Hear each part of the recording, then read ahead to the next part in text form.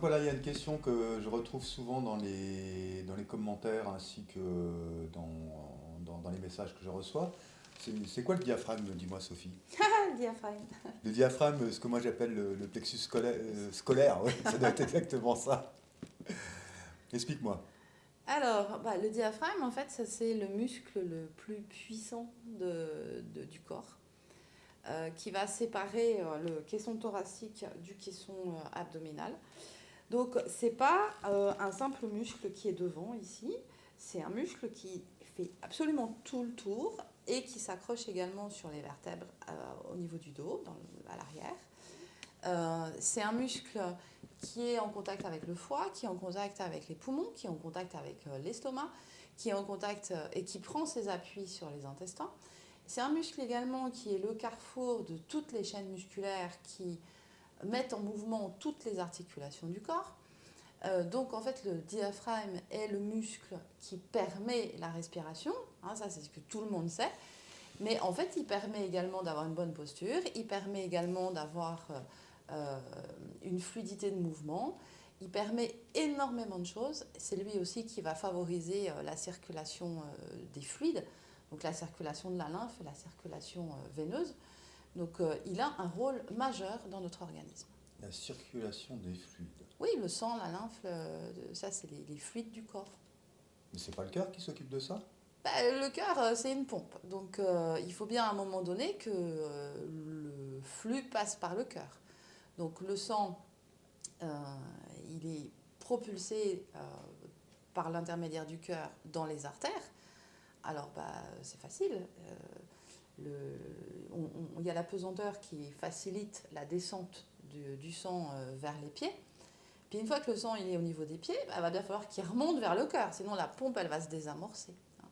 Et donc le corps a mis en place ce qu'on appelle des cœurs périphériques, c'est-à-dire des petits systèmes qui vont favoriser en fait la remontée du sang vers le cœur.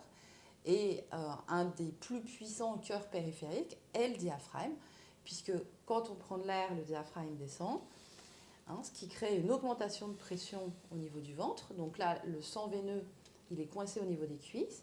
Puis quand on souffle, le diaphragme remonte et donc il y a un vide de pression au niveau du ventre qui sert d'aspiration à la colonne sanguine. Et c'est comme ça que le diaphragme est une vraie pompe à lymphe et à sang pour ramener le sang vers le cœur. D'accord, c'est ce que tu expliques en fait dans ton training, les vidéos qui sont mises en place. Dans le training, je ne parle pas spécifiquement des cœurs périphériques parce que là, c'est plus des éléments plus pointus que je vais préciser dans mes programmes de pratique de formation pour les personnes qui ont des problèmes de retour veineux, qui ont des jambes lourdes, qui ont des risques de varices, etc. C'est des problèmes qui sont déjà en ligne, excuse-moi de t'interrompre. Dans le programme Vitality, oui, il y a moyen d'aller travailler sur ces cœurs périphériques, que ce soit en direct ou surtout à travers les routines des chaînes musculaires. Mais ce que j'explique dans le training, c'est l'importance du travail diaphragmatique dans le cadre de la suspension hydropneumatique, c'est-à-dire cette suspension hydropneumatique, c'est en fait ce qui va permettre au corps de s'adapter à son environnement interne et à son environnement externe. Donc on a fait une vidéo où on a parlé de la pleine santé, où on parlait des capacités d'adaptation, puisque en fait, être en pleine santé, c'est avoir un corps qui est capable de s'adapter. Et cette suspension hydropneumatique qui est faite en fait du diaphragme et des chaînes musculaires, c'est vraiment un mécanisme de suspension, permet d'adapter le corps en permanence à ce qu'on vit à l'extérieur, c'est-à-dire le travail qu'on fait, les déplacements en voiture, les déplacements en moto, les relations interpersonnelles. Si on est dans un milieu toxique, on va avoir tendance à être plus crispé, etc. Mais ça va aussi gérer la quantité d'aliments qu'on a mangé. Si on a un estomac qui est plein suite à un repas, il va bien falloir que votre corps le gère. Donc il va falloir que cette suspension hydropneumatique se mette en route. Donc la suspension hydropneumatique via le diaphragme, par les chaînes musculaires, permet effectivement d'accéder à la pleine santé, puisque c'est ça qui va permettre l'adaptation au corps, au mouvement et au quotidien de tous les jours, physique, émotionnel, mental, etc. En fait, c'est un élément très important qui nous permet de voir aussi notre niveau de stress, de prendre peut-être un petit peu de recul par rapport aux événements qui sont autour de nous. Bah, quand on entend les gens parler, qu'est-ce qu'ils disent? Ils disent ah bah, j'ai mon plexus solaire qui est bloqué. Quand ils ont Scolaire. le plexus solaire est bloqué quand ils ont des émotions un peu fortes ou qu'ils ont du stress, etc. En fait, dire qu'on a le plexus solaire qui est bloqué revient à dire qu'on a une crispation de son diaphragme. D'accord. C'est la même chose en fait. Et moi, ce que je fais le soir, quand je suis bien énervé après D'aller une masser son séance, plexus. Ouais, ben en fait, c'est bien, c'est un mais, bon début. Mais on peut aller plus loin. merci. Donc, il faut regarder Oui, des formations, aller plus loin, faire des recherches. Mais Qu'est-ce en que tu fait, nous conseilles comme recherche? ben, ce qui se passe, c'est que le diaphragme est un muscle qui a un rôle mécanique, mais le diaphragme est un muscle émotionnel. C'est-à-dire que quand on a besoin de se sentir plus fort, le diaphragme vient se crisper en position d'inspiration.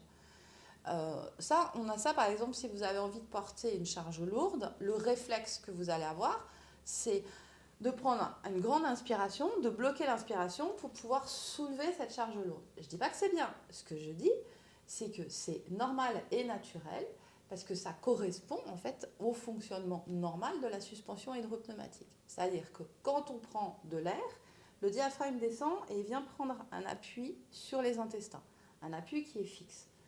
Donc si on bloque cet appui, toutes les chaînes musculaires peuvent partir de ce point fixe pour développer plus de force. L'exemple que je donne, c'est que quand vous avez un chien et que vous décidez de sortir votre chien, alors je ne parle pas d'un pincher, si vous avez un gros chien, bien fougueux, avec plein d'énergie. Comme celui qui est sur ton site internet? Ouais, c'est le mien, il dort. Qu'est-ce qui se passe? Si vous le sortez en laisse en étant sur des rollers, s'il voit un chien à qui il a envie de faire la peau, il va partir en courant, vous ne pourrez pas le retenir. En revanche, si vous sortez votre chien en laisse avec des chaussures à crampons, vous avez beaucoup plus d'adhérence au sol, donc vous pouvez développer plus de force. Pour les chaînes musculaires, c'est la même chose. Quand le diaphragme est bloqué en position inspiratoire, en appui ferme sur les intestins, c'est cette grande inspiration qu'on fait, les chaînes musculaires ont la possibilité de développer plus de force.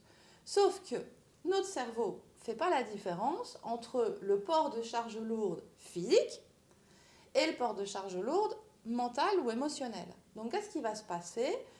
Quand on porte une caisse bien lourde, dès qu'on relâche, toute la mécanique se remet en route. Par contre, quand on vit dans un environnement toxique ou qu'on a du stress ou qu'on a de la pression sur soi, eh bien, petit à petit, le diaphragme, qui ne fait pas la différence, va venir se bloquer en position inspiratoire de manière chronique, avec tout un tas de symptômes associés, beaucoup de douleurs, beaucoup de mal-être. Et en fait, ce n'est que l'adaptation mécanique et physique à un phénomène émotionnel. Donc, tout ce qui est psychosomatique s'explique aussi par cette suspension hydropneumatique et par ce diaphragme. Donc quand on a le plexus solaire qui est bloqué, c'est bien une crispation du diaphragme. Et là, alors, on peut essayer de respirer pour essayer de relancer le diaphragme, mais quand on a une crispation chronique, parce qu'on a eu une période de stress ou on est dans une période de stress, le simple fait de travailler la respiration ne suffit pas. Il faut utiliser des voies réflexes avec du massage réflexe. Il faut utiliser des voies directes de massage en allant chercher les insertions diaphragmatiques. Il faut aller travailler aussi à partir de ses intestins. Il faut aller travailler au niveau du ventre pour aider le diaphragme à remonter, à se détendre. Et effectivement, après, il faut repositionner une respiration juste, parce que bien souvent, on a le sentiment qu'on respire bien, mais c'est bien souvent une respiration qui n'est pas dans la pleine amplitude et qui est paradoxale. Voilà.